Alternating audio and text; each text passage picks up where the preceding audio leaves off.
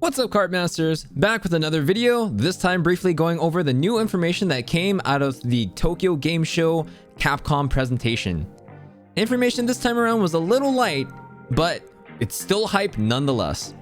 Once it's available, I'll link whatever trailers were related to the presentation in the description below, but don't forget to leave a comment, drop a thumbs up, subscribe, and hit the bell icon for more videos like this. Without further ado, let's get to it.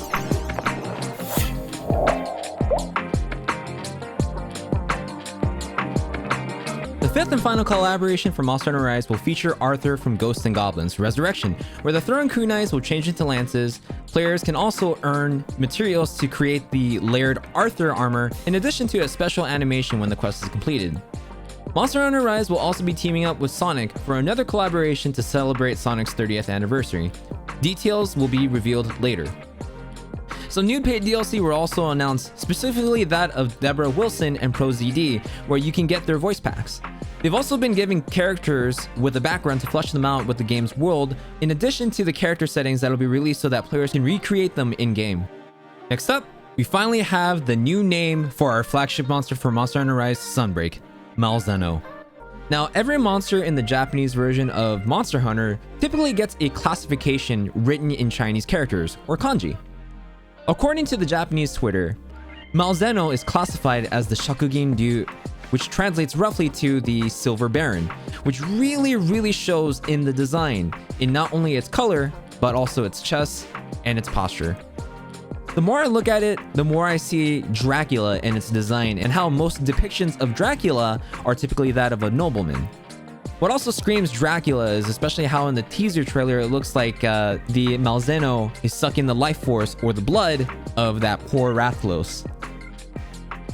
Now, I'm not sure if this is the fan favorite monster that Capcom was teasing, but nonetheless, our boy Shogun Ceanataur makes its way back into Monster Hunter, having been absent since Generations Ultimate. Shogun Ceanataur is a Carapacian that is fairly quick on its feet and uses its sickle-like claws to attack its prey.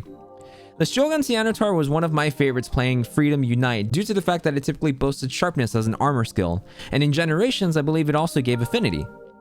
The biggest implication to this, however, is that we could also potentially see Daimyo Hermitaur, Shogun's red cousin and first Carapacian in the Monster Hunter series, make a return.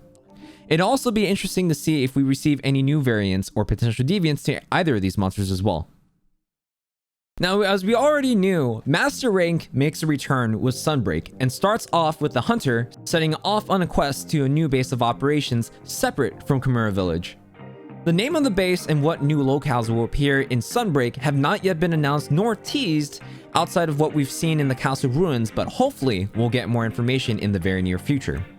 Now, Sunbreak can also be purchased as add-on DLC and can be accessed once you beat the Star 7 Hub quest, Serpent Goddess of Thunder. Also, according to the Tokyo Game Show presentation, the theme of Sunbreak derives from the visual imagery of the sun hitting the various locales. Odds are this could be a very huge focal point in the design choice in all the areas, in addition to what can only be assumed to be generally European themed. Last but not least, the Steam version of the game has finally been announced and will release January 12th. Some of the most important takeaways is that the game will boast 4K resolution, HD textures just like how World PC did, higher frame rates which hopefully won't be capped off at 60, ultra-wide display support, and optimized keyboard and mouse controls. PC players will finally be able to get their hands on the demo come October 13th with Great Izuchi, Mizutsune, and Magnamalo as the target quest monsters just like the Switch version. Deluxe Edition content can also be pre-ordered in addition to the cross-promo Chimera and Rider layered armors for Rise and Stories 2. And that's pretty much it.